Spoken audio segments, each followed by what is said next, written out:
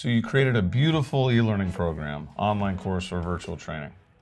And you're extremely excited for your learners to take it and get value from it today. The problem is you're struggling to get sales, and that's okay.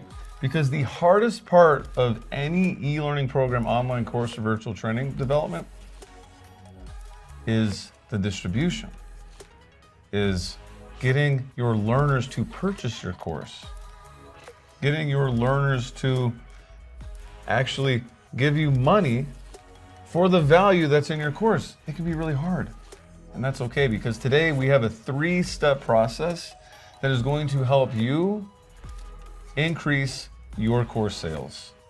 And you know what? It's not going to cost a lot of money to do it.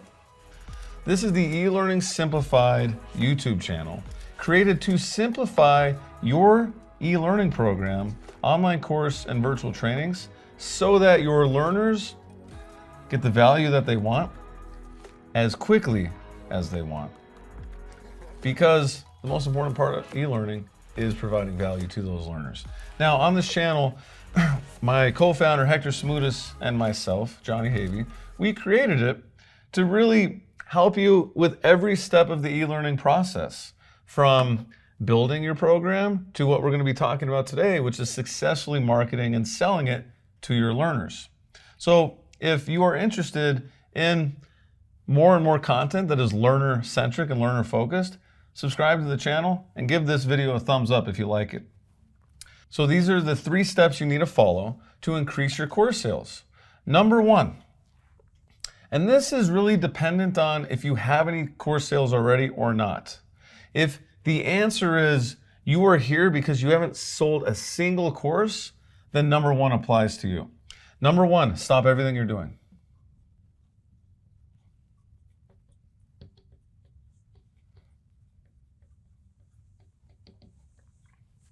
Okay? That's step 1. Now, if you actually have some course sales coming in and it's profitable, and a profit would be if you're spending $90 to get a student, to get a learner to purchase your course, and your course costs $100, you're technically making $10. Now, remember all the time and money you spent building the course though?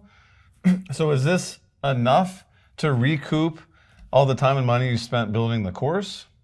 It's probably gonna take a long time for you to do that. But at least you're profitable on the learner acquisition cost, okay? So if you have some positive equation here, and this isn't in the negative, then don't stop everything, just scale it back so you have time to reflect. Now, if you aren't making any money and you're just throwing tons of money at the problem, it doesn't work. We've tried it. When we launched our first online course, we spent, no kidding, $25,000 to $30,000, and we had 2 sales, and those sales were worth $5 a piece. So let's look at our equation. We had a $5,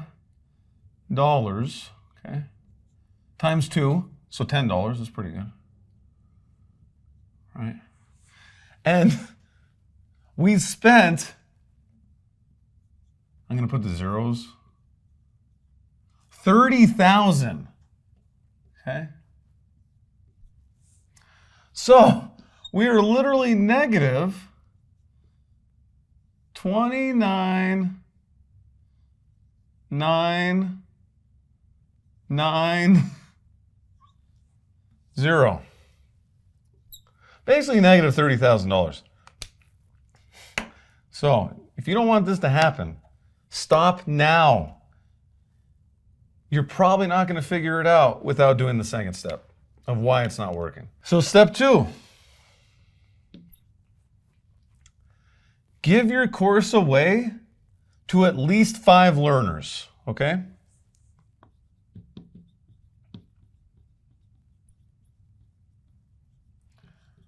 And yes, for free.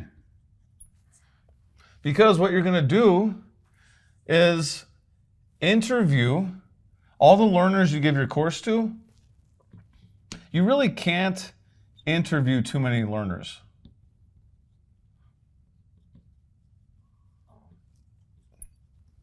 so you can interview these learners and interview prospective learners, but you want to gather as much feedback on the course and the pain points of your learners as possible. So this is really the most important of the 3-step process that we're taking you through today. This is worth way more of your time and will save you so much money than just throwing money at like, oh, well, let's try Facebook ads. Let's try Instagram ads. Let's try PPC. How about we write more blog posts? Okay, well, maybe we need to just add a bunch of content to our course. You're guessing. No one's seen the course. If you don't have any sales, no one's taken the course. That's why you want to give your course away for free to however many learners you feel comfortable. At least 5. This could be individuals, this could be businesses, and interview them. Don't send out a survey, talk to them. You talk to them. A 15 to 20-minute interview should be fine. You talk to them about what their thoughts on the course is. Don't expect them to take the whole course. But if they spend half an hour or an hour in your course, and then they can give you some feedback on their challenges, that's all you need. You just need to know their challenges because you're obviously, something's going wrong in your sales funnel. And it could be the funnel and it could be the messaging. There's nothing wrong with your course necessarily because no one's seen it. Now, if you are profitable and you have people taking your course, great, talk to these people. You don't need to give it away for free. Talk to these people and ask them why they bought the course. Because that's really what you want to figure out is like, why is this important to them? What you're really trying to figure out is why your learners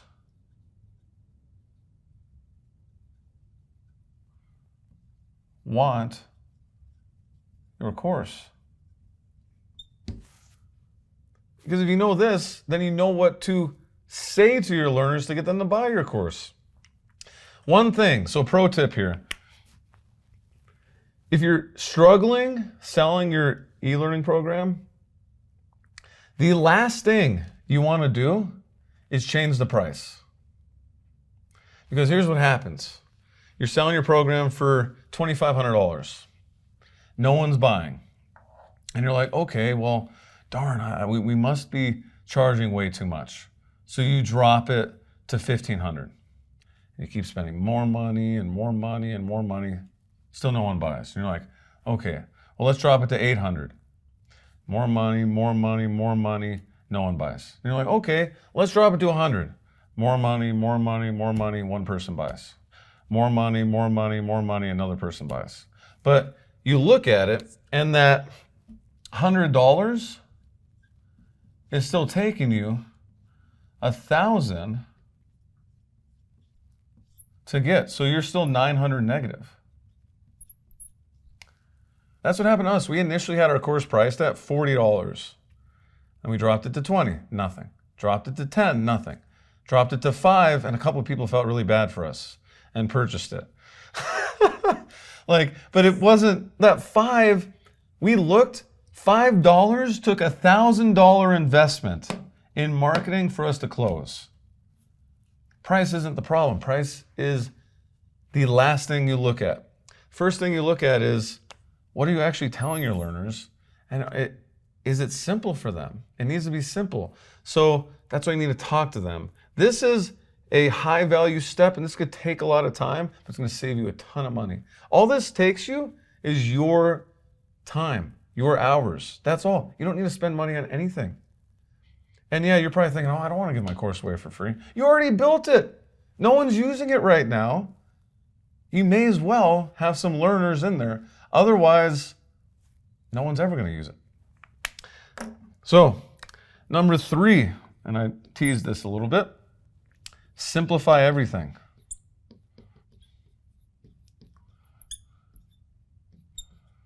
What do we mean by everything? We mean there's 2 parts to marketing and selling an online course. There is your funnel, your sales funnel. I'm not just talking about the visual depiction of a sales funnel. I'm talking about all the moving pieces, the infrastructure that makes up that funnel. That's the first part of marketing your course. And the second part is the messaging. Well, if you have a strong sales funnel, and by the way, simpler is better. The less steps in your sales funnel, the better. That means that an ideal sales funnel has a free giveaway,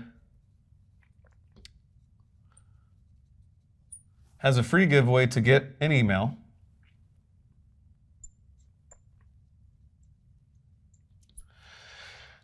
And it has a 5 to 7 email sequence. And then a couple landing pages to support this.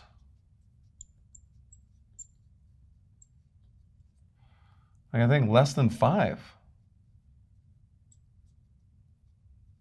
you can get away with. Extremely simple. This is your sales funnel.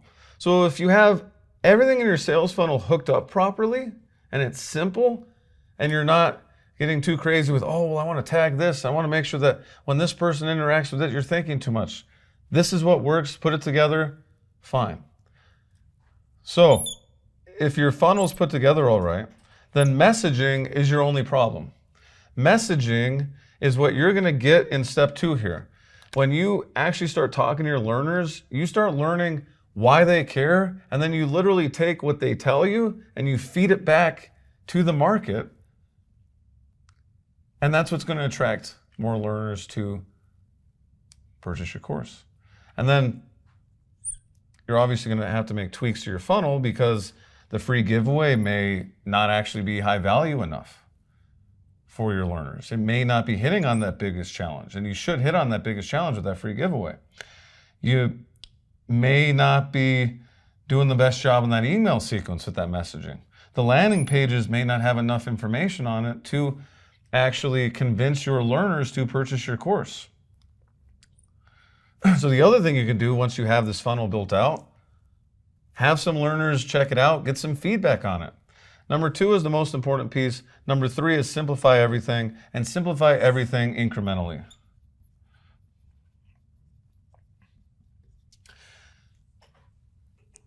That's it. The 3 steps. Don't do anything rash. Don't throw money at the problem. If anything, stop everything you're doing or scale it back significantly. Get the data from your learners, then make the tweaks to your funnel and your messaging, and you'll be good to go. Now, if you want to take this to the next level, we have a free masterclass that guarantees success of creating and launching an e-learning program, online course, or virtual training every time.